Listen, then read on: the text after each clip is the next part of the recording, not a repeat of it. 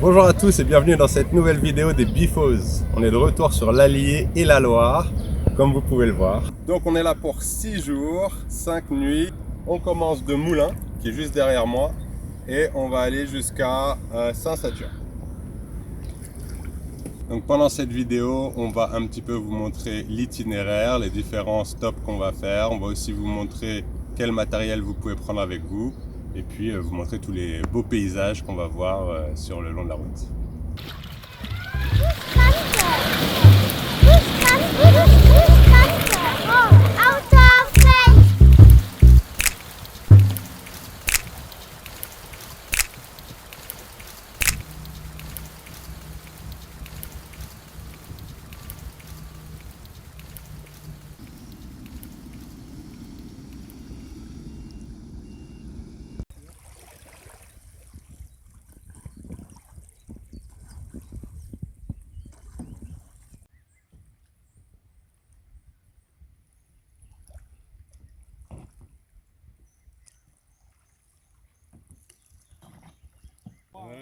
Non, c'est sûr.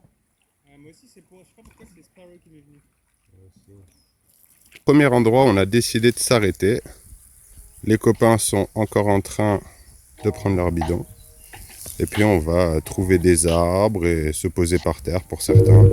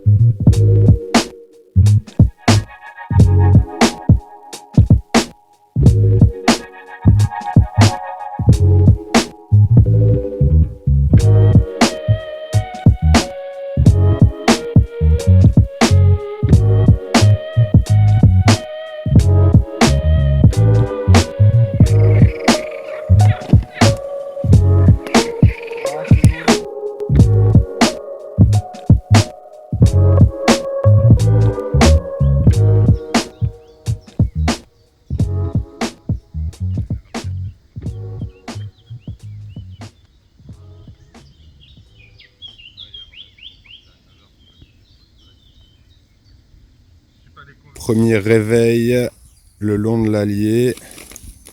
On s'est arrêté juste après le pont de Villeneuve-sur-Allier.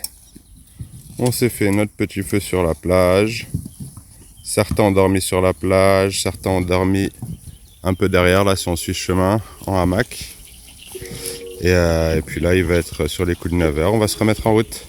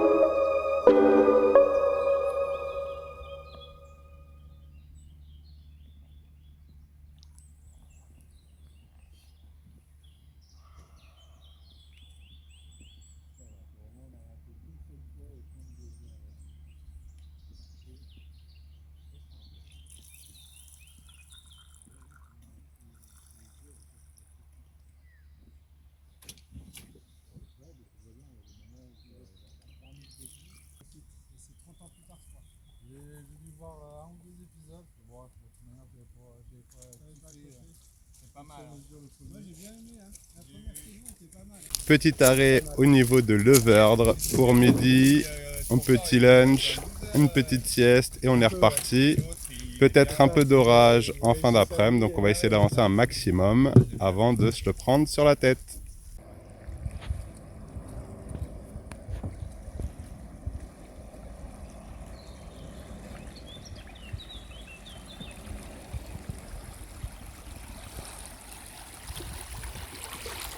Nous voici arrivés à notre deuxième spot. On va dormir juste après Mornay-sur-Allier. Là-haut, on va tendre des bâches, mettre des hamacs. On va peut-être avoir un petit orage. Donc on va se mettre à l'abri. Et puis en attendant, on va admirer la vue. Comme prévu, on a eu l'averse, juste le temps de se mettre à l'abri. On a mis les tarpes, on a ramené tous les bidons. Les canoës, hop, on les a laissés sous la pluie du coup. Et voilà.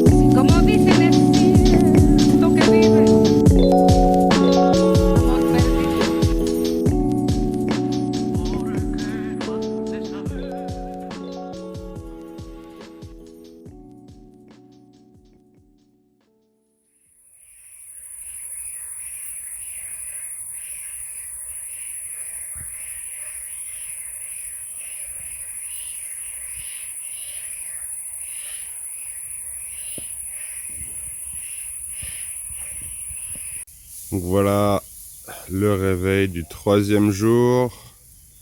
Donc cette nuit on a campé un peu après Mornay-sur-Allier. Je peux vous dire qu'on a bien dormi. On avait mis tous les tarps parce qu'on a eu un peu de pluie, pas tant que ça. Puis là on fait petite vaisselle de hier soir. On a commencé un petit feu pour se faire thé café. Et puis on va être reparti pour l'aventure. Donc aujourd'hui il devrait faire beaucoup moins chaud, ce qui est plutôt cool. On ne devrait pas avoir forcément de la pluie ou pas beaucoup de pluie en tout cas. Donc on croise les doigts et puis on vous montre les images de la journée. Allez, on se met en route, petit départ sous la pluie. Yeah. Alors il y a 2 écoles, hein. T-shirt ou kawaii. Et direction le bec de l'Allier.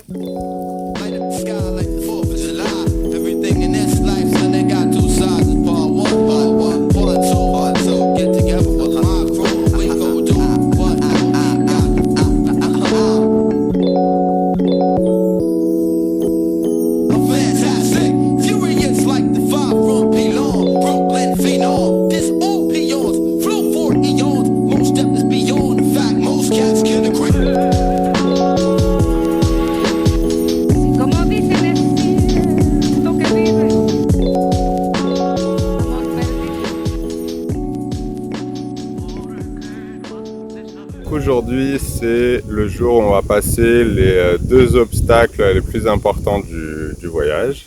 Donc, on vous tient informé.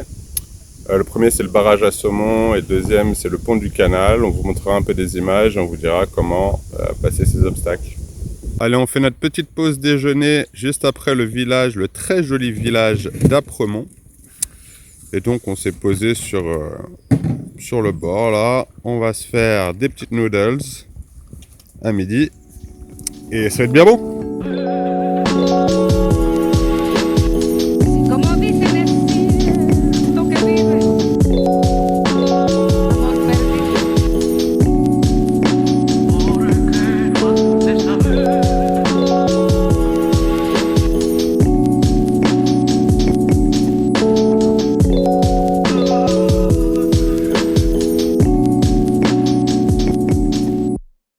Après nous remettre en route, là on s'est arrêté donc juste après Apremont, juste avant notre premier obstacle qui va être le barrage qu'on aperçoit au loin là-bas. Et du coup on va vous montrer comment ça va se passer. On va se mettre tout à droite et vous allez voir qu'on va devoir réaliser un portage, c'est-à-dire sortir les canoës de l'eau pour pouvoir passer ce barrage.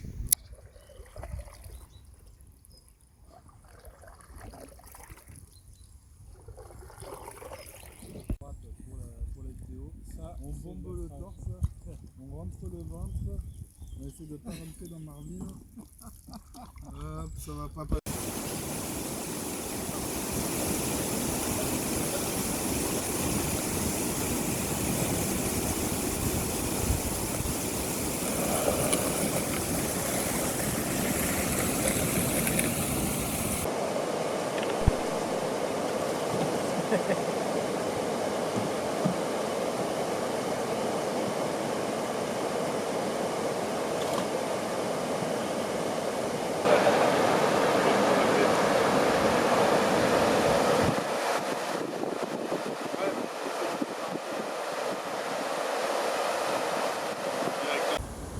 Tout va bien là-bas?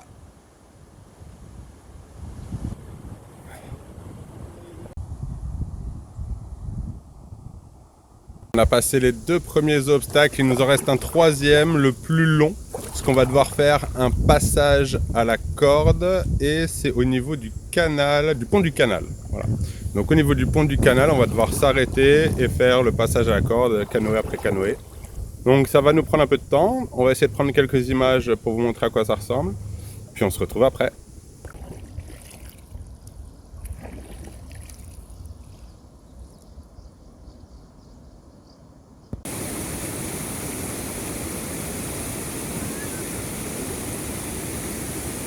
Le petit passage à la corde, donc on s'est mis chacun à un palier et puis on se passe le canoë ou le kayak et puis on le récupère à la fin ici.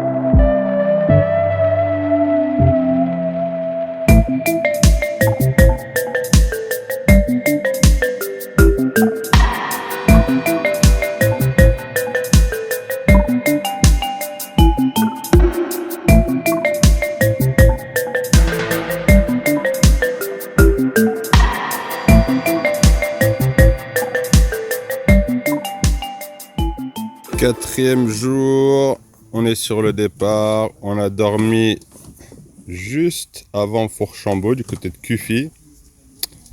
Et bah là on est reparti donc sur la Loire maintenant parce qu'on a passé le bec de l'Allier. On va rejoindre Fourchambault, faire quelques courses et puis après bah, on va avancer pour la journée, on va vous montrer les petits paysages.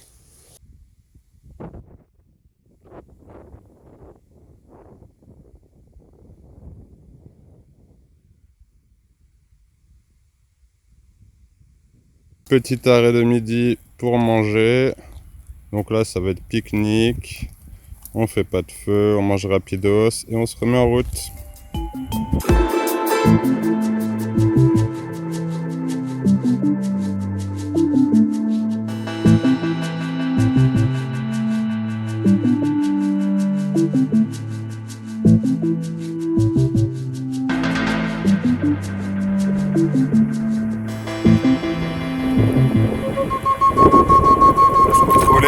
Ok.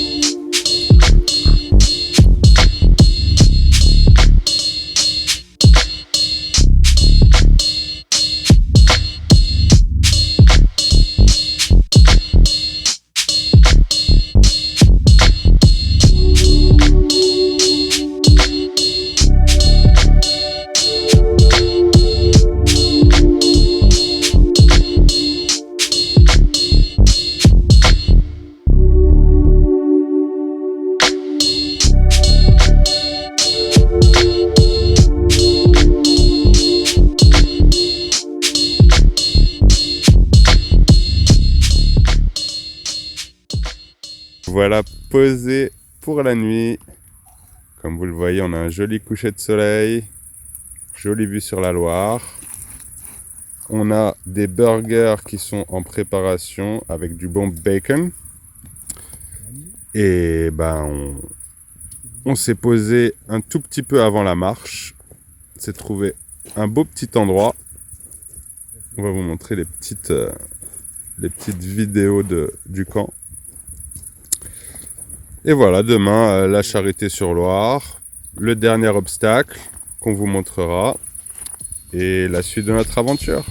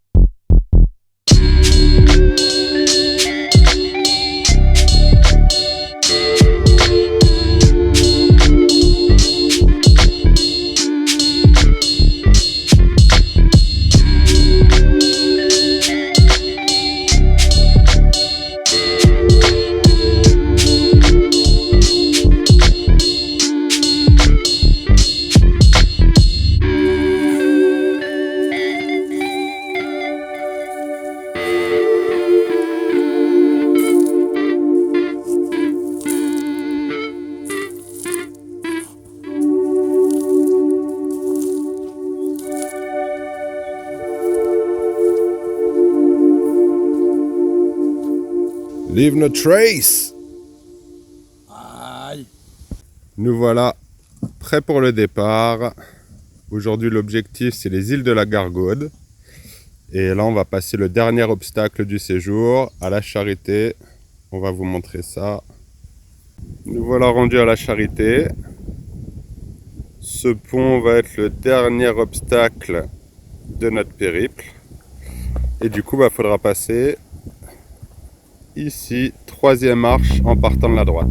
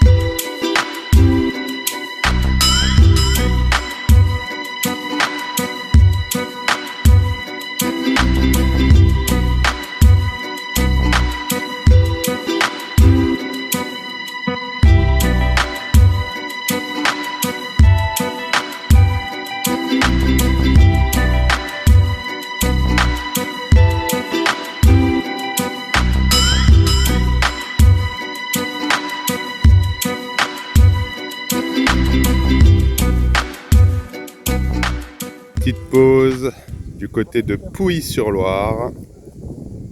On a encore une petite heure devant nous et on arrive aux îles de la Gargaude. Nous voilà arrivés sur notre dernier lieu de campement avec la petite vue sur Sancerre, comme vous pouvez le voir. Là, on est posé un peu à l'ombre parce qu'il a fait super chaud et on est allé poser les hamacs là-bas dans les arbres. Je vous montre ça tout de suite. Voilà les petites installations de hamacs, les uns à côté des autres. On chill, on est prêt pour la nuit.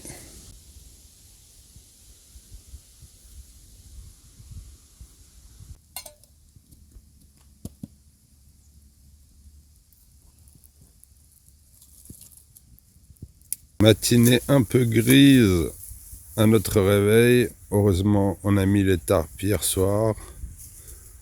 Là, on a eu un peu plus ce matin. Et on va prendre le petit-déj et se remettre en route.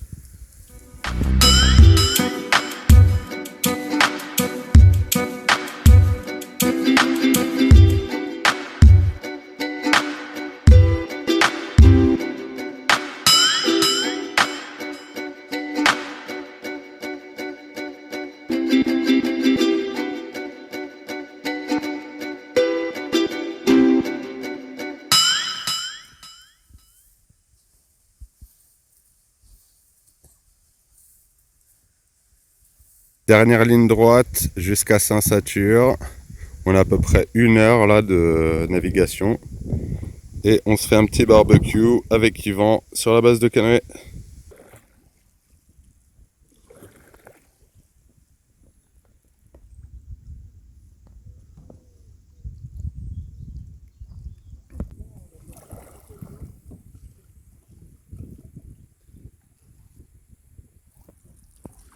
The Love Boat.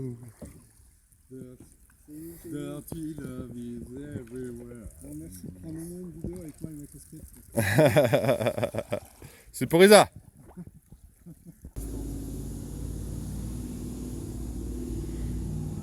Après l'effort, le réconfort. Alors, notre trajet, notre itinéraire a démarré de Moulins.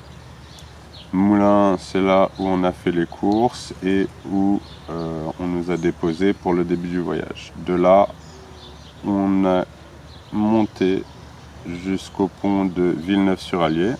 Après le pont de Villeneuve-sur-Allier, il faut bien passer à droite et on s'est arrêté aux alentours de Trenay. C'était notre premier arrêt pour la nuit du premier jour. Deuxième jour, rien à signaler. On a remonté tranquillement l'Allier jusqu'aux environs de Langeron ou Mornay-sur-Allier. Voilà. Jour 3, donc on part de Mornay-sur-Allier et là c'est le jour où on a le plus d'obstacles. On a notamment ici, on commence par le barrage de Saumon où il faut bien rester rive droite. Il y a un petit panneau vert qui nous indique qu'il y a une zone de portage tout à droite. Entre les deux, là on va avoir un pont. Ce pont-là, parfois, il a des rochers, donc il faut bien faire attention et on peut rester bloqué, donc un petit peu, on va devoir pousser un petit peu parfois.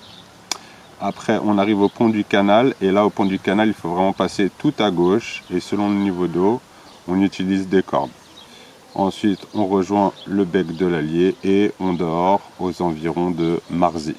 La Loire rejoint le bec de l'Allier là, hop, et on dort ici à peu près. Le lendemain, on passe par Fourchambault. Fourchambault, il est possible de faire des courses à l'Intermarché ici. Et ensuite, on continue. On continue jusqu'à peu près la Marche, voilà, juste avant la Charité-sur-Loire, avant de rentrer dans la réserve naturelle. Donc, on passe la Charité, là c'est la 3e marche en partant de la droite et on continue, on est dans la réserve naturelle, on ne peut pas dormir. À Pouilly, on reste bien à droite et on passe notre dernière nuit ici sur les îles de la Gargaude. Et le lendemain, dernier jour, on rejoint Saint-Satur pour la fin de notre périple. On va maintenant vous présenter les objets indispensables à ramener pour votre voyage en canoë. Première chose à laquelle il faut penser, c'est le couchage. Nous, on a opté pour le hamac avec le tarp au-dessus. Donc, petit hamac Ticket to the Moon, avec ses fixations évidemment. Le tarp Didi Hammock et un sac de couchage. Là, on est en été, donc on a pris un sac de couchage assez léger, Décathlon. Il va falloir aussi manger sur votre trajet. Donc, une petite popote avec des couverts, spork, couteau et évidemment casserole et poêle pour faire manger. Il va aussi falloir boire pendant votre trajet. Donc vous pouvez vous charger en bouteille d'eau, mais ça va faire lourd et ça va pas forcément vous durer tout le trajet. Donc nous on opte pour des systèmes de filtration de l'eau de l'Allier et de la Loire. Comme ça on peut directement prendre l'eau des fleuves et la filtrer. Cette année, on a découvert la gourde Oco qui va vous permettre de filtrer directement l'eau de la Loire et de la boire directement avec vraiment un débit assez impressionnant. C'est une petite révolution dans le monde de la filtration de l'eau. On vous la conseille fortement et vous avez un code promo en description. On vous conseille aussi de prendre des sacs à dos et des pochettes étanches. Donc nous, on prend la marque Itiwit de Decathlon, pas cher, très résistant. Là, vous avez par exemple un sac à dos 30 litres et 2 petites pochettes, une de 10 et une de 5 litres. Super important pour avoir des objets à portée de main dans le canoë sans avoir à ouvrir vos bidons. Sur la Loire, il fait parfois très chaud, donc on vous conseille le petit chapeau pour se protéger du soleil, ainsi que les lunettes. Accessoirement, celui-là, il vient de Decathlon et il est aussi imperméable. Pour les longs séjours, même pour les courts, l'hygiène, ça compte. Donc, petit kit hygiène avec vos médicaments, le savon de Marseille, la brosse à dents, le dentifrice et la petite serviette pour sécher les pieds en sortant du canoë.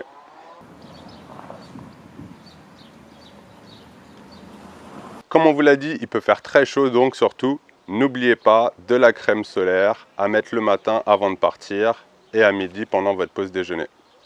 Pour ce qui est des vêtements sur le canoë, pensez bien à prendre 2 maillots de bain. Comme ça, quand l'un est mouillé, on en a un sec le matin, ça fait toujours plaisir. Et un t-shirt pour le canoë. Moi, je vous conseille les petits t-shirts de chez Decathlon anti-UV. Ça fait la différence par rapport au soleil. 2 autres indispensables quand vous serez sur le canoë, des water shoes qui vous seront bien utiles lorsque vous devrez sortir pour ne pas vous blesser les pieds, et des gants pour éviter les frottements et les ampoules.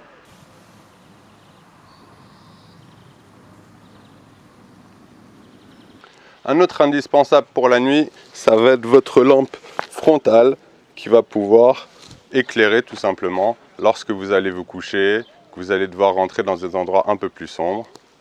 Lampe frontale. On vous conseille aussi de ramener une mini pelle.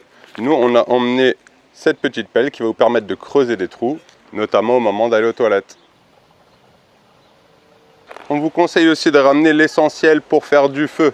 Donc nous, on a notamment un petit gant pour se protéger les mains quand on fait du feu et un petit kit feu qui va contenir notamment un bouffadou pour souffler au début du feu, pour le démarrage. Évidemment, un fire steel et un briquet. Et tout ce qu'il vous faudra pour vraiment démarrer le feu. Ici, on a par exemple du bois gras et de la résine de pin. Pour les outils, partez léger. Vous n'allez pas sur un voyage comme ça faire beaucoup de bushcraft, beaucoup de construction. Nous, on a tout simplement pris un couteau, par exemple le Mora Heavy Duty, qui est très efficace et assez polyvalent, ainsi qu'une scie. On a ici la scie Silky Gumboy Curve, qui est très efficace et qui nous a bien servi pendant le séjour. Un indispensable parmi les indispensables, la trousse de premier soin. D'accord, pour tout ce qui est brûlure, coupure, mal de tête éventuel, mal de bide. Ayez une trousse de soins bien remplie sur vous pour tous vos voyages et explorations. Si vous aussi vous aimez prendre des vidéos et des photos pendant votre voyage, alors vous aurez besoin d'une power bank, c'est-à-dire quelque chose qui vous permette de recharger vos appareils tout au long du voyage. Prenez-en une de grande capacité, celle-ci elle est aussi étanche et résistante au choc. Enfin, pour vous aider à organiser vos affaires dans le bidon, où ça peut vite devenir un bazar, on vous conseille d'opter pour ces petites pochettes. Celles-ci viennent de chez Decathlon et ça vous permettra d'organiser vos affaires. Il existe différentes couleurs et différentes tailles.